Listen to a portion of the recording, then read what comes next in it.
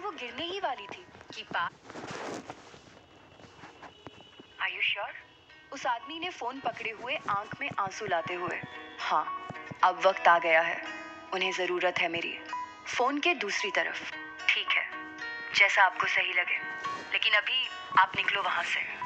आदमी ने phone cut कर अपनी जेब में रखा और सामने मंडप की तरफ देखते हुए बोला, जल्द ही मुलाकात होगी सबसे, और वहां से चला गया। लगभग सब मंडप में आ चुके थे। समर, अनिरुद्ध, ऋचा जी और प्रभास जी और उनके रिश्तेदार एक साइड में बैठ गए।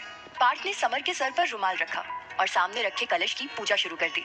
पूजा खत्म होने पर पार्थ ने एक थाल में पहले समर के पैर धोए, फिर उसकी आरती कर उसके माथे पर हल्दी और चावल मिक्स तिलक किया। उसके बाद समर को दी जाने वाली चीजों को उसे देते हुए पार्थ ने उससे अपनी बहन को जिंदगी भर खुश रखने की बात की, जिसे समर ने हंसते हुए मान ली। पूजा के खत्म होने पर पार्थ ने पान का एक बीरा समर को खिलाया और समर ने पार्थ को। तिलक विधि पूरी होने पर सब वापस गार्डन में आए, जहाँ डीजे पर गाना चल रहा था। समर आते ही सामने पड़ी कुर्सी पर बैठ गया। समर, अब मुझ में हिम्मत नहीं है कुछ भी करने की। नंदिनी, वो तो हमें पहले ही पता था कि लड़के वाले बहुत बोरिंग हैं। अनिरुद्ध, तुम ऐसे कैसे कह सकती हो? मुक्ति, तुम्हें अब भी यही लग रहा है कि नंदू ऐसे कैसे कह सकती है?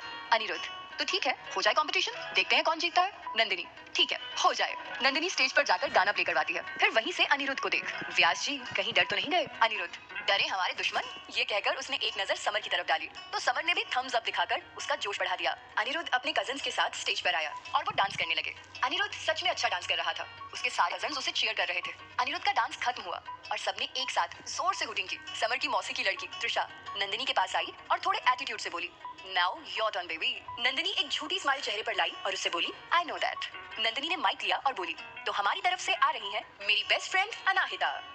अनाहिता ने जब सुना तो सुन ही पड़ गई। उसने रिया की ओर देखा तो रिया ने पलके झपका के उसे जाने के लिए कहा। अनाहिता स्टेज पर गई और नंदिनी के पास जाकर, आपको तो हम बाद में देखते हैं। नंदिनी, यही हूँ, जब दिल करे जितना करे देख लेना, अभी डांस पे ध्यान दे। नंदिनी अनाहिता को देख के मुस्कुराई और नीचे चली गई। ऐसा नहीं था कि अनाहिता को डांस नहीं आता था, पर अभी वो थोड़ा नर्वस हो रही थी। तभी डीजे वाले ने गाना प्ले कर दिया, बोले चूड़ियां बोले कंगना, हाय मैं हो गई तेरी साजना। गाना चलते ही अनाहिता के पैर अपने आप चलने लगे। अनाहिता अभी डांस कर रही थी कि उसका गाउन उसकी सैंडल्स के नीचे दब गया और वो गिरने ही वाली थी कि पार्थ ने उसे संभाल लिया और फिर दोनों ने मिलकर डांस पूरा किया। दोनों डांस करते हुए इतने प्यारे लग रहे थे कि लग रहा था स्टेज पर कोई प्रोफेशनल डांसर कपल डांस कर रहे हैं। डांस खत्म हुआ। अनिरुद्ध जो अभी मुंह खोले अनाहिता को ही देख रहा था, नंदिनी उसके पास आई और उसके कंधे पर हाथ रखते हुए बोली, मुंह तो बंद कर लीजिए छोटे जीजा जी। नंदिनी के बोलने पर अनिरुद्ध को होश आया। उसने ताली बजाते हुए कहा, वाह क्या डांस किया है इन्होंने। नंदिनी, आखिर फ्रेंड किसकी है? अनिरुद्ध, तुम्हारी ना। नंदिनी, बस इसीलिए तो इतनी टैलेंटेड है ये। अनिरुद्ध, ओह सिर्फ इसीलिए ऐसी है ये? अनिरुद्ध ने नंदिनी की ओर देखते हुए कहा। नंदिनी, नहीं मैंने ऐसा तो नहीं कहा। अनिरुद्ध हंसते हुए मजाक कर रहा था। नंदिनी, वेरी फनी, लेकिन बिल्कुल हंसी नहीं आई। नंदिनी ने अनिरुद्ध से कहा और वहां से चली गई। कार्तिक जो काफी देर से नंदिनी को अनिरुद्ध से बातें करते देख रहा था, उसे गुस्सा आ रहा था। अनिरुद्ध के साथ नंदिनी पे भी, जिसे अनाहिता ने देख लिया। अनाहिता कार्तिक के पास आई और दोनों हाथों को घड़ी करके वहीं खड़ी हो गई। अनाहिता, अगर इतना बुरा लग रहा है तो बोल दीजिए ना जाके उनसे। कार्तिक, किससे? क्या बोल दूं? अनाहिता, नंदू से, कि उसका किसी और से बात करना आपको अच्छा नहीं लगता। कार्तिक, नहीं ऐसा कुछ नहीं है ना। अनाहिता, हमें चेहरा पढ़ना बखूबी आता है कार्तिक। इस वक्त आपका चेहरा बता रहा है कि किसी और से उसका बात करना आपको किस कदर चुभ रहा है, और यही चुभन हमने उसके चेहरे पर भी नोटिस की है। अगर आप चाहें तो हमें पूरी बात बता सकते हैं, वरना हम पता तो लगा ही लेंगे, पर शायद वो तरीका आप दोनों को पसंद ना आए। कार्तिक, तुम क्या करने वाली हो? अनाहिता, ये तो पता नहीं, पर जो भी करेंगे वो खतरनाक ही होगा, कि बार बार एक ही चीज को पूछना हमें नहीं पसंद। ना आप हमें बता रहे हैं और ना ही नंदू, कुछ ना कुछ तो करना ही पड़ेगा। इतना कहकर अनाहिता जाने लगी। अनाहिता कुछ ही कदम चली होगी कि उसे कार्तिक की सिसकियां सुनाई थी। अनाहिता वापस कार्तिक के पास आई और उसके हाथों को अपने हाथों में लेकर बोली, एक पुलिस वाले की आंखों में आंसू बिल्कुल भी अच्छे नहीं लगते। कार्तिक, प्यार करता हूँ मैं उससे, लेकिन वो मुझे गलत समझती है। अनाहिता, सोच को बदला भी जा सकता है, और आप इतने यकीन से कैसे कह सकते हैं कि नंदू आपसे प्यार नहीं करती? कार्तिक, खुद उसी ने कहा है ये। अनाहिता, लेकिन क्यों? कार्तिक, इसके लिए तुम्हें पूरी बात जाननी होगी। मैं और पार्थ स्कूल टाइम से फ्रेंड्स हैं और इस घर में मैं बचपन से आ रहा हूँ। पापा, अंकल और तुम्हारे पापा दोस्त थे। तुम्हें शायद ही पता होगा, 11th के बाद जब पापा की पोस्टिंग चंडीगढ़ हो गई तो कुछ दिनों के लिए मैं यहीं रह गया, क्योंकि मेरे बोर्ड्स थे। अंकल ने मुझे हॉस्टल में रहने को मना कर दिया था। बस उसी टाइम मेरी और नंदिनी की दोस्ती हुई। देखते देखते ये दोस्ती प्यार में कब बदली पता ही नहीं चला। 12th कंप्लीट होने के बाद अंकल से जबरदस्ती करके मैं अपने घर में रहने लगा था। फर्स्ट ईयर में कॉलेज के एनुअल फंक्शन में मैं और पार्थ और हमारे बाकी फ्रेंड्स साथ ही थे। उसके दूसरे दिन नंदिनी का बर्थडे था, तो मैं बहुत एक्साइटेड था उसके लिए। काफी लेट रात तक हम सब दोस्त पार्टी करते रहे। फिर सबके जाने के बाद मैं, पार्थ और सिया रह गए। पार्थ को उसके घर छोड़कर मैं सिया के घर गया तो पता चला कि अंकल आंटी कहीं गए हैं, इसीलिए मैं उसे अपने घर ले आया। वो बहुत थक गई थी तो सो गई। मैं भी फ्रेश हुआ और सो गया। पता नहीं कैसे सुबह मेरी नींद नहीं खुली। करीबन 10:30 पर जब पार्थ ने आकर मुझे जगाया तो मैं उठा। सिया अपने घर जा चुकी थी। मुझे नंदनी से मिलना था, सो मैं जल्दी से रेडी होकर पार्थ के साथ घर आ गया। यहाँ आकर मुझे पता चला वो स्कूल जा चुकी है। मैं इसके स्कूल आया। पहले तो नंदू ने मुझसे मिलने से ही मना कर दिया। बहुत मिन्नतें करने पर जब मिली तो इसने कहा उसे प्यार व्यार था ही नहीं कभी मुझसे, सिर्फ एक बचपना था जो अब खत्म हो चुका है। मुझे रहा नहीं गया, लग रहा था जैसे सांसें रुक सी गई हैं मेरी। मैंने नंदनी का हाथ पकड़ने की कोशिश की तो उसने मुझे एक थप्पड़ मार दिया और वहां से चली गई। मैं कुछ देर वहीं बैठा रहा, मेरी हिम्मत ही नहीं हो रही थी वहां से उठने की। पार्थ का फोन लगातार आए जा रहा था। पता नहीं कैसे मैं वहां से उठकर घर आया, आकर शावर के नीचे बैठ गया। करीबन 6 घंटे मैं शावर के नीचे बैठा रहा। अगर काका मेरे कमरे में ना आते तो शायद मैं वहीं पड़ा रहता। मुझे निमोनिया हो गया था। 2 दिन तक मैं बेहोश रहा और जब होश आया तो मैं चंडीगढ़ में हॉस्पिटल में था। माँ पापा ने मुझे लखनऊ आने से मना कर दिया। मैंने भी उनकी बात मान ली। वैसे भी लखनऊ में कुछ बचा ही नहीं था। पूरे 4 साल बाद वापस आया लखनऊ, पर नंदिनी की वही नफरत अब बर्दाश्त नहीं होती। वो बचपना था तो जो प्यार मुझे उसकी आंखों में दिखता था वो क्या था? कोई बचपने में 2 साल कैसे जी सकता है? कार्तिक की आंखों से आंसू बहे जा रहे थे, जिसे अनाहिता ने रोकने की कोशिश भी नहीं की। अनाहिता, आपने कभी जानने की कोशिश नहीं की उसने ऐसा क्यों कहा? कार्तिक, उसकी आंखें देखती हो तुम? नफरत है उनमें मेरे लिए। अनाहिता, हमने जितनी बार देखा है हमें तो प्यार ही दिखता है। अनाहिता ने कार्तिक को देखकर कहा। आप अभी उससे प्यार करते हैं या नहीं? कार्तिक, जिंदगी में प्यार बार बार नहीं होता। कल भी था, आज भी है और आने वाले 40 सालों में भी उसी से रहेगा। अनाहिता, सैल्यूट है आपको। आप बस वैसा कीजिए जैसा हम कहते हैं। बाकी नंदिनी से सच्चाई तो हम निकलवा ही लेंगे। अनाहिता ने कुछ सोचते हुए कहा। कार्तिक, सच कह रही हो तुम? अनाहिता, जो काम हम कर ना सके उसके लिए कभी हाँ नहीं करते। कल तक नंदिनी आपके साथ होगी कहकर अनाहिता जाने लगती है, फिर कुछ सोचकर वापस कार्तिक के पास आती है। अनाहिता, कार्तिक, सिया वही जो शाम को आपके पास खड़ी थी? उस दिन सिया आपके उठने से पहले चली गई थी ना? कार्तिक, हाँ। अनाहिता, ओके। काफी लेट हो गया था, फंक्शन लगभग खत्म हो गया था, सारे मेहमान जा चुके थे, समर और उसकी फैमिली भी चली गई है। सब घर वापस आते हैं। दादू दादी बहुत थक गए थे तो वो सो गए। विजय जी और पंकज चाचू नीचे वाली लाइब्रेरी में चले गए, शायद कुछ चेक करना था। राधा जी, चाची और रिधिमा कल हल्दी की रस्म के लिए हल्दी भिगो रही थी, साथ में बातें भी कर रही थी। अर्चित और रुद्राक्ष सो चुके थे। हॉल में रिया, अनाहिता, नंदिनी, मुक्ति और पार्थ थे। पार्थ रिया के गर्दन की मसाज कर रहा था, बाकी अपनी बातें कर रहे थे।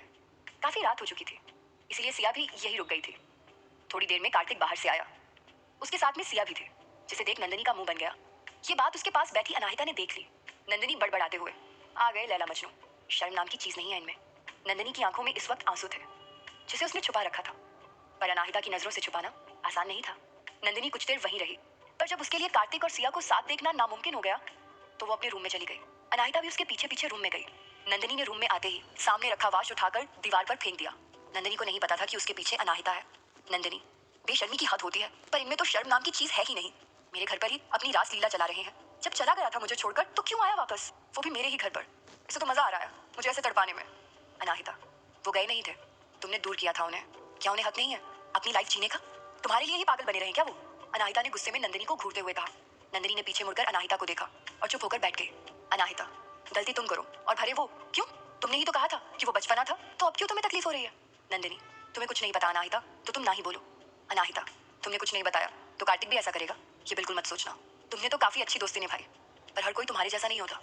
नंदिनी, अच्छा तो तुम्हें भी उसने अपने जाल में फंसा लिया? क्या कहा उसने कि बहुत खूबसूरत हो तुम? तुम्हारे हाथों को छुआ उसने, या बात किस तक पहुंच गई? नंदिनी कुछ और बोलती उससे पहले ही उसके गाल पर एक जोरदार थप्पड़ पड़ा, जो अनाहिता ने मारा था। अनाहिता, तुम ये सोचती हो हमारे बारे में? हमें लगता था माँ के बाद अगर कोई हमें समझ पाया है तो वो तुम हो, पर तुमने हमारा यकीन तोड़ दिया। इस वक्त अनाहिता की आंखों में आंसू छलक पड़े थे। नंदिनी को अब ख्याल आया कि उसने कार्तिक और सिया के गुस्से में अनाहिता को गलत बोल दिया है। जिस अनाहिता की आंखों में उसने पिछले कई सालों से आंसू की एक बूंद भी नहीं देखी थी, आज वो आंसुओं से भरी थी। नंदिनी अनाहिता के पास आई, उसने अनाहिता का हाथ पकड़ा और उसे बेड पर बिठाते हुए उसके बगल में बैठ गई।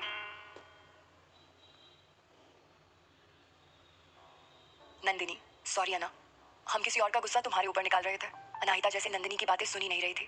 नंदिनी, अना, मुझे माफ कर दे यार, मैं तुझे ये सब बताकर हर्ट नहीं करना चाहती थी। वैसे भी ये बहुत पुरानी बात है, हमारे बीच अब कुछ भी नहीं बचा था, सब बहुत पहले खत्म हो चुका था, और कार्तिक भी कुछ दिनों में यहाँ से चला जाएगा, तो क्यों हम तुझे परेशान करते? अनाहिता, तुम्हें लगता है सब खत्म हो गया है, पर कार्तिक ये सब कभी खत्म नहीं होने देंगे। वो जैसे तुम्हें देखते हैं, तुम्हारे दर्द में उन्हें दर्द होता है, अंदर से दर्द में होने पर भी हर वक्त मुस्कुराते हैं। उस दिन सिया के करीब आने पर जब तुम्हारी आंखों में आंसू आए तो वो भी उस दर्द से गुजर रहे थे, बस वो कह नहीं पाते, और कहते भी कैसे? तुम्ही ने तो प्यार को बचपना बताया था, तो इतना दर्द क्यों दे रही हो खुद को और उन्हें भी? नंदिनी, हाँ, क्योंकि हम मजबूर थे। अनाहिता, पहेलियां मत बुझाओ, सीधे सीधे बताओ। नंदिनी, कार्तिक भैया के साथ अक्सर घर आता था। वो था ही इतना अच्छा कि किसी को भी पसंद आ जाए। हम भी पसंद करने लगे उसे। उसने बोर्ड एग्जाम्स हमारे घर से ही दिए, तभी उसे भी मुझसे प्यार हुआ। 2 साल कितने अच्छे से बीते हमारे। फिर उसका कॉलेज शुरू हुआ और सिया हमारी जिंदगी में आई। वो हमेशा भाई और कार्तिक के साथ रहती। कार्तिक भी हमारा घर छोड़ के अपने घर में रहने लगा। कुछ महीनों में वो हमसे दूर हो गया। हम बहुत कम मिलते थे। शुरू शुरू में मुझे लगा कि पढ़ाई का स्ट्रेस होगा। मैं अक्सर उसके घर जाकर ही उससे मिल लिया करती थी। फिर मेरे बर्थडे के दिन मैं सुबह सुबह उसके घर पहुंची तो वो और सिया अकेले थे घर में। इनफैक्ट सिया ने ही डोर ओपन किया। उसने कार्तिक का शर्ट पहना हुआ था, बाकी और कपड़ा नहीं था उसकी बॉडी पर। मैंने जब कारण पूछा तो उसने कहा कि दोस्तों ने गलती से उन्हें ड्रिंक्स पिला दी थी। तो वो और कार्तिक घर आते आते होश खो चुके थे और उनके बीच वो सब कुछ हुआ जो एक औरत मर्द के बीच होता है। मैंने सुना तो एक पल को भरोसा नहीं हुआ। फिर भी मैंने हिम्मत करके कार्तिक से मिलने को कहा तो सिया ने कहा कि अब मैं कार्तिक के पास भी ना जाऊं, वरना वो कार्तिक को बदनाम कर देगी। कार्तिक ने जो उसके साथ किया है, इसके बाद वो उसे किसी भी कीमत पर नहीं छोड़ेगी। इसके लिए चाहे उसे मुझे बदनाम ही करना पड़े। कार्तिक की वैसी हरकत और परिवार की बदनामी के डर ने मुझे तोड़ दिया। उसके बाद कार्तिक जब मुझसे मिलने आया तो मैंने उसे झूठ बोल दिया कि वो सब बचपना था। उसके बाद कभी भी कार्तिक ने मुझसे मिलने की कोशिश तक नहीं की। वो यहाँ से चला गया और अब आया। माना मैंने जो भी कहा, पर अगर उसका प्यार सच्चा था तो उसे वापस मेरे पास आना चाहिए था, अपनी गलती माननी चाहिए थी। पर वो तो चला ही गया बिना कुछ बोले, क्योंकि मुझे उसके बाद 3 दिनों तक होश ही नहीं था। अंदर आते हुए कार्तिक ने कहा, जिसके साथ पार्थ भी था, उन्होंने इनकी सारी बातें सुन ली थी। नंदिनी, तुम झूठ बोल रहे हो। मुझे सिया ने बताया कि तुमने जो किया उसका तुम्हें कोई पछतावा नहीं था और तुम मुझे दोबारा कभी नहीं देखना चाहते, इसीलिए चले गए। पार्थ नंदिनी के पास आया और उसके सर पर प्यार से मारते हुए। मुझे तो लगा था मुक्ति ही चली है, पर तू तो उससे भी बड़ी वाली है। तुझे मुझसे पूछना चाहिए था इसके बारे में। नंदिनी, मुझे लगा आपको बुरा लगेगा भाई। पार्थ, मेरी बहन मेरे बेस्ट फ्रेंड से प्यार करती है, इसमें मेरा बेनिफिट है, मैं क्यों बुरा मानूंगा? और वैसे भी मुझे ये बात शुरू से पता थी। नंदिनी, बेनिफिट? पार्थ, दहेज कम लगेगा ना? कार्तिक, ये भाई बहन मिलाप बाद में करना। नंदिनी का हाथ पकड़ते हुए, किसी ने तुमसे कुछ कहा और तुमने मान लिया? तुमने मुझसे पूछना जरूरी नहीं समझा? नंदिनी, तुमने कौन सा मुझसे दोबारा आकर बात की? एक बार मैंने गुस्से में कुछ बोल दिया तो उसे सच मानकर चले गए मुझे छोड़कर। वापस आकर जैसे मैंने मारा वैसे ही 2 थप्पड़ मार देते और कहते कि मैं जो कह रही हूँ वो गलत है। लेकिन तुम्हें तो मैच्योर गर्ल्स पसंद है, ये स्कूल की लड़की नहीं। कार्तिक, ये भी तुमसे सिया नहीं कहा होगा? नंदिनी, हाँ कहा, और वही कहा जो तुम्हारे मन में था। उस दिन सिया को जिस तरह देखा था मैंने, कोई भी होता तो उसी की बात मानता। उसके बाद तुम्हारा यहाँ से चले जाना ये बता रहा था कि जो भी उसने कहा वो सच था। पार्थ, बस करो तुम दोनों। उस दिन सिया ने जो भी कहा सरासर गलत था। पहली बात तो हमने ड्रिंक नहीं की थी। दूसरी बात, घर पर कार्तिक और सिया के अलावा काका की भी फैमिली वही थी। कार्तिक तो गेस्ट रूम में सो रहा था, मैंने खुद इसे जगाया था। सिया ने जानबूझकर इसकी शर्ट पहनी और तुमसे वो सब कहा। और रही इसके वापस ना आने की बात, तो तुम्हारे वो सब कहने के बाद इसकी तबीयत खराब हो गई थी। पूरे 3 दिन ये होश में नहीं था। मैंने ही अंकल को फोन करके इसे ले जाने को कहा था। बाद में जब इसने मुझे वो सब बताया तो मुझे भी लगा शायद तुम बच्ची थी और वो सब ऐसे ही था, तो मैंने भी इसे सब भूल जाने को कहा। पर वो दर्द आज भी है, मुझे नहीं पता था, वरना मैं कब का सब क्लियर कर देता। सब कुछ सुन के नंदिनी को तो जैसे होश ही नहीं रहा। वो जमीन पर बैठ गई और रोने लगी। कार्तिक, रोने की जरूरत नहीं है तुम्हें, मैं अभी तुरंत चला जाऊंगा यहाँ से और कभी तुम्हें अपनी शक्ल नहीं दिखाऊंगा। तुमसे कोई नाराजगी नहीं है मुझे, बस खुद पर गुस्सा है कि मैं तुम्हें अपने प्यार पर भरोसा नहीं करवा पाया। काश अगर तुम किसी और की बात सुनने के बजाय मुझसे बात करती तो ये 4 साल ऐसे ना गुजरते। इतना कहकर कार्तिक जाने लगा तो नंदिनी ने उसका हाथ पकड़ लिया। नंदिनी, प्लीज कार्तिक मत जाओ, सब मेरी गलती थी, पर अब और नहीं, माफ कर दो मुझे। मैंने कैसे मान लिया जिसे मैं 2 सालों से जानती हूँ वो ऐसा कुछ कर सकता है। पर अपने प्यार को ऐसे किसी और के साथ होने की बात से ही मेरे सोचने की ताकत खत्म हो गई थी। यकीन मानो, मैंने कई बार कोशिश की तुमसे बात करने की, पर हर बार सिया की बातें मेरे दिमाग पर हावी हो जाती थी। नंदिनी लगातार रोए जा रही थी। जब कार्तिक से उसके आंसू बर्दाश्त नहीं हुए तो उसने उसे गले से लगा लिया। नंदिनी अब भी बोले जा रही थी, मुझे छोड़ के मत जाओ प्लीज, माफ कर दो मुझे, दोबारा मैं ऐसा कुछ नहीं करूंगी। कार्तिक उसे गले लगाए ही, मैं तुम्हें अब ऐसा कुछ करने ही नहीं दूंगा। पार्थ ने दोनों को गले लगे देखा तो चेहरा दूसरी तरफ घुमा लिया। अनाहिता ने पार्थ का हाथ पकड़ा और कहा, चलिए अब ये दोनों बिल्कुल ठीक है। पार्थ ने एक नजर दोनों को देखा और अनाहिता के साथ बाहर आ गया। अनाहिता उसे ऊपर वाले हॉल में ले आई और वहीं से बाहर गार्डन की तरफ देखने लगी। पार्थ भी वैसे ही उसके पास खड़ा हो गया। थोड़ी देर अनाहिता वैसे ही रही, फिर उसने पार्थ के कंधे पर अपना सर रख दिया। पार्थ ने जब उसे ऐसे देखा तो उसे सुकून मिला। शायद अब अनाहिता की जिंदगी बदलने वाली थी।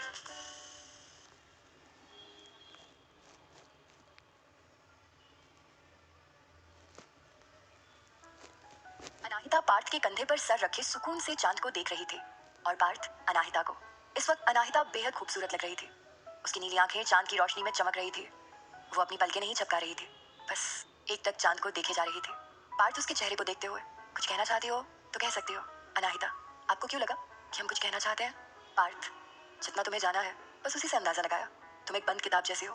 तुम्हें जानने के लिए तुम्हारे हर पन्ने को बड़ी एहतियात से पढ़ना पड़ेगा। तुम ज़बान से भले ना बोलो, पर तुम्हारी ये आंखें बिल्कुल भी चुप नहीं रहती, हर वक्त बोलती रहती हैं। पार्थ की बात को सुन अनाहिता मुस्कुराई और उसके ठीक सामने खड़ी होकर उसकी आंखों में देखने लगी। अनाहिता, क्या दिख रहा है हमारी आंखों में आपको अभी? पार्थ, यही कि प्यार करने वालों को दर्द में भी सुकून कैसे मिल जाता है। अनाहिता वापस से वैसे खड़ी होकर, बिल्कुल सही, अब आप भी हमारी अनकही बातें समझने लगे हैं। हमें आपसे थोड़ा दूर रहना पड़ेगा। कहते हुए अनाहिता थोड़ी दूरी पर खड़ी हो गई। ये पार्थ को नागवार गुजरा। वो अनाहिता के पास गया और उसे अपनी तरफ खींचते हुए कहा, अगर दूर जाना है तो हमेशा के लिए हो जाना। मुझे पास आकर दूर जाना बिल्कुल नहीं पसंद। अनाहिता कुछ न कह सके। उसकी धड़कनें पार्थ के करीब आने के कारण तेज हो गई थी। पार्थ, कुछ बोलो भी। क्या हो गया तुम्हें? मुझे तुम्हारी धड़कनें यहाँ तक सुनाई दे रही हैं। अनाहिता, हाँ, क्योंकि दिल है हमारे पास और हम पागल नहीं हैं जो इतने अच्छे इंसान की दोस्ती से दूर जाएं। वो तो बस चेक कर रहे थे।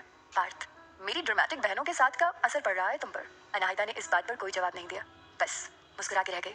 पार्थ, अंदर चले, कल बहुत काम करना है अभी। अनाहिता, थोड़ी देर और बैठे यहीं प्लीज, हमें अच्छा लग रहा है। दोनों वहीं बैठ गए। अनाहिता ने वापस सर पार्थ के कंधों पर रख लिया। दोनों चुपचाप कुछ देर वहीं बैठे रहे। पार्थ ने थोड़ी देर बाद अनाहिता की ओर देखा तो वो सो चुकी थी। पार्थ ने उसे वहीं रखे सोफे पे लिटा दिया। अनाहिता सोते हुए बिल्कुल बच्ची लग रही थी। बहुत टाइम के बाद आज उसके चेहरे पर सुकून से भरी एक मुस्कुराहट थी। पार्थ ने प्यार से उसके चेहरे पर हाथ रखा और सोने चला गया। दूसरे दिन हल्दी की रस्म थी, सो सब अपने अपने कामों में लगे थे। विजय जी बाहर खड़े होकर घर की सजावट खुद करा रहे थे। दादू ने देखा तो उन्हें पास बुलाया। दादू, बेटा कल की ही सजावट काफी थी, फिर ये और क्यों? पंकज जी, बाबा कल के सारे फूल मुरझा गए हैं। इस घर की पहली शादी है, वो भी हमारी बिटिया रानी की, कोई कमी थोड़ी छोड़ेंगे।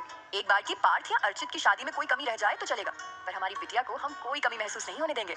दादी, अगर तुम सबका काम पूरा हो गया हो तो एक बार लड़के वालों से पता कर लो कि समर की हल्दी कब तक आएगी, ताकि कुछ और काम आगे बढ़े। तभी वहाँ खड़े रुद्राक्ष ने दादी के पास आकर उनके पल्लू को पकड़ते हुए पूछा, दादी हल्दी तो अपने घर में भी है, फिर हम जीजू की लगाई हल्दी का वेट क्यों कर रहे हैं? दादी रुद्राक्ष को अपने पास बिठाते हुए, वो बात ऐसी है राजा बेटा कि जो हल्दी तुम्हारे जीजा जी को लगेगी वही हल्दी दीदी को लगाने से इन दोनों का रिश्ता मजबूत होगा और वो हर वक्त एक दूसरे के साथ रहेंगे। रुद्राक्ष कुछ सोचने लगता है। उसे सोचता देख दादी उसके सर पर हाथ फेर कर उससे पूछती है, क्या हुआ, हमारा राजा बेटा क्या सोच रहा है? रुद्राक्ष, दादी हम सोच रहे हैं फिर तो हम सबको हल्दी एक दूसरे को लगानी चाहिए ताकि हम लोग हमेशा साथ साथ रहें। रुकिए, मैं अभी राधा आंटी से कटोरी में हल्दी लेके आता हूँ। रुद्राक्ष वहाँ से जल्दी घर के अंदर भाग के जाता है। दादू, जल्दी जल्दी निकल लो सब यहाँ से, वरना जैसा कि बुढ़िया ने रुद्राक्ष को बताया है वो हल्दी लेकर आता ही होगा। पंकज जी, मैं तो मार्केट जा रहा हूँ, आप लोग अपना देखना। विजय जी, बाबा मैं भी जा रहा हूँ, आप लोग ही ये हल्दी की रस्म करना। ये कहकर विजय जी भी वहाँ से निकल लिए। दादू भी वहाँ से जाने वाले थे कि रुद्र एक कटोरी में हल्दी लेकर आया। रुद्र, कहाँ गए सब? दादी, बेटा सबको काम था तो चले गए, चलो हम भी चलते हैं, पहले दीदी को हल्दी लग जाने दो फिर बाकी सब भी लगाएंगे। रुद्र, पर दादी अभी तो आपने कहा था कि ये करने से सब साथ साथ रहेंगे। दादू, बेटा जी ये सिर्फ उनके लिए है जिनकी शादी हो रही है, अगर आपको शादी करनी है तो लाओ आपको लगा दूं हल्दी। रुद्र, फिर तो नहीं लगानी हमें हल्दी, हमें नहीं करनी कोई शादी। ये कहते हुए रुद्राक्ष कटोरी वहीं रख के बाहर भाग जाता है। दादू दादी हंसते रह जाते हैं। तभी सामने से पार्थ और कार्तिक आते दिखे। दादू, यार कहाँ हो आजकल तुम, मुझे तो मिलते ही नहीं। पार्थ, दादू सब आपकी गलती है, आपने ही ये सब झंझट पाल लिया, वरना मंदिर में शादी करा देते और सीधे साधे तरीके से भगा देते दीदी को। पार्थ ने ऊपर खड़ी रिया को कनखियों से देखते हुए कहा, आप भी ना। दादू, अच्छा तो तू चाहता है मैं मेरी नातिन की शादी मंदिर में कराता और तू मेरी जायदाद को मजे से खर्च करता? पार्थ, हाँ तो मैं और मेरा भाई ही हकदार हैं इस जायदाद के। रिया ऊपर से, रुक अभी बताती हूँ। पार्थ, हाँ तो आ जाओ मैदान में, मैं डरता नहीं किसी से, मेरा दोस्त है मेरे साथ। कार्तिक, मैं नहीं हूँ कोई तेरे साथ, मैं तो दी की साइड हूँ, तू अपना दे। पार्थ, तू दोस्त है या दुश्मन? तेरे ही भरोसे तो मैंने पंगा लिया यार, अब तू ही ऐसा करेगा? कार्तिक, तो मैंने बोला था क्या कि जानबूझकर बहन जी से पंगा लो? वो देखो आ रही है वो। मैं तो चला दादू के पास। कार्तिक ने आती हुई रिया को देखकर कहा, रिया क्या कहा तूने, मुझे ऐसे भगाएगा? तेरी जायदाद है ये, बताऊं पापा को? पार्थ, नहीं बहन मैं तो मजाक कर रहा था, आपको कौन भगा सकता है यहाँ से, आप तो इस घर की मालकिन हो और मैं एक तुच्छ सेवक, मेरी क्या मजाल, मैं ऐसा सोच भी नहीं सकता। रिया दादू की तरफ देख के, दादू सच बोल रहा है? दादू, मुझे तो नहीं लगता बेटा। रिया ने पार्थ को गार्डन में दौड़ाना शुरू किया। भागना पार्थ के लिए मुश्किल नहीं था, ये तो उसके डेली रूटीन का हिस्सा था, पर वो आज रिया को उसके मन की खुशी देना चाहता था। दादू दादी कार्तिक सब उन्हें ऐसे देखकर खुश हो रहे थे। भागते भागते पार्थ जानबूझकर गिर पड़ता है और रिया उसकी पीठ पर बैठ जाती है। पार्थ, सॉरी दी, अब कभी नहीं बोलूंगा, प्लीज लास्ट टाइम छोड़ दो। रिया, बिल्कुल नहीं। पार्थ, यार थोड़ी तो दया कर दो मुझ पर, सुबह से खाना नहीं खाया है, आपकी शादी के लिए इतनी मेहनत कर रहा हूँ और आप ऐसा सलूक कर रही हैं मेरे साथ। रिया थोड़ा सा इमोशनल होती है। तभी कार्तिक बोलता है, दी नौटंकी कर रहा है ये, इसकी एक बात मत सुनना, बैठे रहो वैसे ही। रिया वापस जमकर बैठ गई। पार्थ, मतलब आप नहीं उठने देंगी मुझे? रिया मुस्कुराते हुए, बिल्कुल नहीं। पार्थ, फिर मैं खुद उठ जाऊंगा। रिया, अच्छा नंदू मुक्ति आ जाओ दोनों। दोनों बाहर आती हैं। उनके साथ अनाहिता भी आ जाती है, साथ में रुद्र और अर्चित भी। अर्चित और रुद्र आकर पार्थ के बगल में लेट जाते हैं। मुक्ति और नंदिनी भी आकर पार्थ के ऊपर बैठ जाती हैं। पार्थ वैसे ही पुशअप करने लगता है, जिसकी वजह से मुक्ति और नंदिनी नीचे गिर जाती हैं। पार्थ, क्या हुआ दी? आपकी पार्टनर सो गिर गई? रिया ने उन दोनों को वापस बैठने के लिए कहा, लेकिन उन दोनों ने मना कर दिया। मुक्ति, मुझे शादी में अपनी कमर नहीं तुड़वानी है। नंदिनी कपड़ों पर लगी धूल झाड़ते हुए, मुझे भी। पार्थ वैसे ही पुशअप करते हुए, क्या हुआ दी? आपकी टीम तो टूट गई। रिया, ऐसे कैसे? अना इधर आओ। अनाहिता, दी हम। रिया, अना तो एक ही दिख रही है मुझे यहाँ। अनाहिता रिया के पास आई। रिया, बैठो मेरे पास आकर, इसके ऊपर। अनाहिता, मैं? रिया, हाँ तुम। पार्थ, बैठ जाओ शेरनी, शायद दी जीत जाए। अनाहिता, अगर आप कहते हैं तो बैठ जाते हैं हम। अनाहिता पार्थ के ऊपर बैठ जाती है, लेकिन पार्थ वैसे ही पुशअप करता रहता है। पार्थ, दी अगर आप हार गई हो तो मैं उठ जाऊं? रिया, बिल्कुल नहीं। कार्तिक इधर आओ। पार्थ, ये चीटिंग है दी? रिया, कोई चीटिंग वीटिंग नहीं है। कार्तिक मेरी साइड था शुरू से। कार्तिक आगे बढ़ता है, तभी राधा की आवाज सुनाई देती है, जो गेट पर खड़ी है। राधा जी दादू से, ये सब तो है ही पागल, पर बाबा आप भी बच्चे बन गए हैं। रिया की ससुराल से अनिरुद्ध आ ही रहा होगा, और अभी ये लड़की यहाँ खेल खेल रही है। आप इन्हें रोकने के बजाय इन्हें बढ़ा रहे हैं। दादी, कितने दिन बाद तो मेरे बच्चे मजे कर रहे हैं और तुझे तकलीफ हो रही है। राधा, माँ हमें कोई तकलीफ नहीं है, पर इसकी तो शादी है ना, इसे थोड़ा तो मैच्योर होना चाहिए। दादू, बहू वो अभी बच्ची है और बच्चे ऐसे ही करते हैं। मैंने व्यास जी को कह दिया कि मेरा बच्चा तो ऐसे ही रहेगा। राधा जी, आप और आपके ये छोटे बच्चे, मैं तो तंग आ गई इन सबसे। पार्थ, माँ वही तो मैंने बोला, तभी तो दी ऐसे बैठ गई है मेरे ऊपर पालती मार के। राधा, अच्छे से जानती हूँ तुझे, तूने जानबूझकर शुरू किया होगा ये सब। वैसे तो बोल नहीं सकता अपनी बहन से कि उसके जाने से दुखी हो रहा है, तो ये सब नौटंकी कर रहा है। और तेरा दूसरा साथी कहाँ है? राधा ने अर्चित को ढूंढते हुए कहा। अर्चित हाथ में लिए फोन को बंद करते हुए, बड़ी माँ यहाँ हूँ मैं। राधा जी उसके कान पकड़ते हुए, वीडियो शूट हो गया हो तो दिखा दो मुझे भी। रिया, वीडियो? राधा, हाँ ये तुम्हारे जो दोनों भाई है ना, कुछ ज्यादा ही प्यार करते हैं तुझे, इसीलिए ये सब नौटंकी कर रहे हैं। सब एक दूसरे को देखने लगे। दादू भी हंसते हुए बोले, अच्छा बेवकूफ बनाया यार तुमने तो। पार्थ खड़े होते हुए, हाँ तो आपको क्या लगा मैं सच बोल रहा हूँ? दादू, वो तो पता है तू मजाक कर रहा है, लेकिन उसका वीडियो शूट कर रहा है ये नहीं पता था। रिया आंखों में आंसू लेकर, मैं भी तो बहुत मिस करने वाली हूँ तुझे। पार्थ, अभी से मत रो यार दी, वरना विदाई में नहीं रोगी तो लोग क्या कहेंगे। रिया पार्थ के गले लगकर, मैं क्यों रोऊंगी, रोएंगे तो समर। कार्तिक, वो भी बहुत ज्यादा। कार्तिक भी आकर उनके गले लग गया, तो पीछे से नंदिनी, मुक्ति, अर्चित भी गले आ लगे। रुद्र और अनाहिता दूर खड़े थे। रिया ने देखा तो उसे भी बुला लिया। पार्थ ने रुद्र को बीच में खड़ा कर दिया, बाकी सब उसके चारों ओर गले लगकर खड़े हो गए। पार्थ के हाथों में अनाहिता का हाथ आ गया। पार्थ ने अनाहिता को आंखों ही आंखों में थैंक्स बोला, और अनाहिता ने पलके झुका के उसके थैंक्स को कबूल कर लिया। आप सोच रहे होंगे पार्थ ने अनाहिता को थैंक यू क्यों बोला? दरअसल ये पूरा आइडिया हमारी प्यारी अनाहिता का ही तो था। अभी सब गार्डन में ही थे, तभी उन्हें कार का हॉर्न सुनाई दिया। अनिरुद्ध हल्दी लेकर आ गया था। उसने सबको गार्डन में देखा तो वहीं आ गया। उसने वहां आकर दादू, दादी और राधा को चरण स्पर्श किया। अनिरुद्ध के वहां आने से पहले ही रिया, मुक्ति, नंदिनी और अनाहिता वहां से चली गई थी। अनिरुद्ध की नजरें अनाहिता को ही ढूंढ रही थी। कार्तिक उसके पास आया और उसके कंधे पर हाथ रखते हुए, और कैसे हो यार? अनिरुद्ध, सब ठीक, आप बताएं बाकी सब कहाँ हैं? राधा जी, चलिए बेटा सब अंदर ही हैं। सब अंदर आते हैं। अनिरुद्ध को चाय पानी कराने के बाद रुद्राक्ष और अर्चित उसे नीचे वाले हॉल में लेके आते हैं। नीचे सारी तैयारियां हुई रहती हैं। घर की सारी औरतों ने आज पीली साड़ियां पहनी हुई थी, बाकी सबने पीले रंग के ही कपड़े पहने थे। थोड़ी देर में रिया को लेकर तीनों लड़कियां नीचे आने लगी। अनिरुद्ध ने फोन से वीडियो चालू किया था, जो किसी को दिख नहीं रहा था। समर ने देखा रिया ने हल्के पीले रंग की लहंगा साड़ी पहनी थी, उसके ऊपर उसने फ्लावर्स ज्वेलरी पहनी थी। समर तो बस रिया को देखे ही जा रहा था। तभी अनिरुद्ध को अनाहिता दिखाई दी। अनाहिता ने पीले कलर का पटियाला सूट पहना था। आज अनाहिता ने बालों को गूंथ कर चोटी बनाई थी, जिसे उसने कंधे पर डाल रखी थी। कानों में छोटे छोटे झुमके और नाक में नथ। अनिरुद्ध को और किसी चीज का ध्यान ही नहीं रहा। फोन उसके हाथ से गिर पड़ा। तभी उसे समर की आवाज सुनाई दी, जिससे उसका ध्यान वापस फोन पर आ गया। उसने फोन में हैंड फ्री लगाकर उसे एक जगह सेट किया और खुद आगे जाकर सीढ़ियों से उतरती रिया का वो हाथ पकड़ लिया जो अनाहिता ने पकड़ा था। इसकी वजह से अनिरुद्ध का हाथ अनाहिता के हाथों से छू गया। अनिरुद्ध के चेहरे पर एक प्यारी सी स्माइल अनायासी आ गई। अनिरुद्ध रिया को लेकर नीचे आया और उसे एक लकड़ी के पाटे पर बिठा दिया। सबसे पहले 5 कुंवारी कन्याओं ने आकर रिया को समर की लगाई हुई हल्दी और सरसों का तेल लगाया। उसके बाद बाकी सबने उसे हल्दी लगाई। पार्थ और कार्तिक अभी तक अपने कमरे में ही थे। नंदिनी उन्हें बुलाने जाने लगी तो उसे राधा माँ ने अपने पास बुलाया और अनाहिता को भेज दिया पार्थ और कार्तिक को बुलाने के लिए। दरअसल राधा माँ शुरू से चाहती थी कि पार्थ और अनाहिता ज्यादा से ज्यादा एक दूसरे के साथ रहें और एक दूसरे को बेहतर तरीके से समझ सकें। पार्थ और कार्तिक अभी भी कमरे में ही थे और किसी बात के लिए झगड़ रहे थे।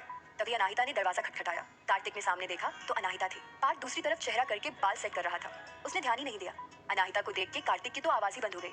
पार्थ मुड़कर, ओए क्या हो गया, ऐसे मुंह फाड़े क्या कर रहा है? मुंह बंद कर वरना मक्खियां घुस जाएंगी। कार्तिक, एक बार सामने देख, मक्खियों के लिए तेरे मुंह में भी रास्ता बनी जाएगा। पार्थ ने अनाहिता को देखा तो देखता ही रह गया। आज पहली बार पार्थ ने उसे ट्रेडिशनल लुक में देखा था। उसकी काजल से सनी आंखें जो बोलती रहती थी, आज उनमें एक अलग ही बात थी। इधर अनाहिता ने भी पार्थ को देखा तो वहीं गेट पर ही जम गई। पार्थ ने फिश कट में पीला कुर्ता पहना था, जिसमें से बिल्कुल किसी फिल्मी हीरो जैसा लग रहा था।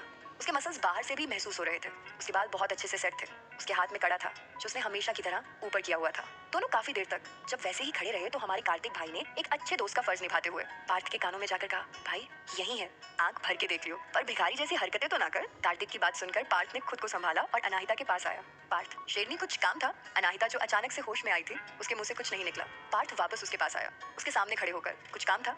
अनाहिता, वो राधा आंटी बुला रही हैं आपको। पार्थ ने बाहर आते हुए, ठीक है मैं जा रहा हूँ, आ जाओ तुम भी, कहते हुए पार्थ कार्तिक के साथ नीचे आने लगा। पार्थ, थैंक्स भाई, बचा लिया तूने, वरना अभी शेरनी मुझे पीट रही होती। कार्तिक, कोई नहीं, आखिर मैं हूं ही इसलिए। धीरे से उसे देखकर होश खो बैठा और मुझे उसकी हालत भी कुछ ऐसी ही लगी। यह मेरा वहम था। पार्थ जो चलते चलते आगे पहुंच गया था, पीछे मुड़कर कार्तिक को देख, चल ना, क्या काम कर रहा है वहां खड़ा होकर? कार्तिक, कुछ नहीं, चल। उधर अनाहिता खड़े खड़े सोच रही थी कि उसे क्या हो गया था पार्थ को देख के, वैसे भी क्यों कर रही थी। उसे कुछ समझ नहीं आ रहा था कि क्यों पार्थ के करीब आते ही उसकी धड़कनें बढ़ जाती हैं। शायद उसे अपनी फीलिंग्स को समझने में काफी मशक्कत हो रही थी। ये तो बस शुरुआत है बेपनाह इश्क की।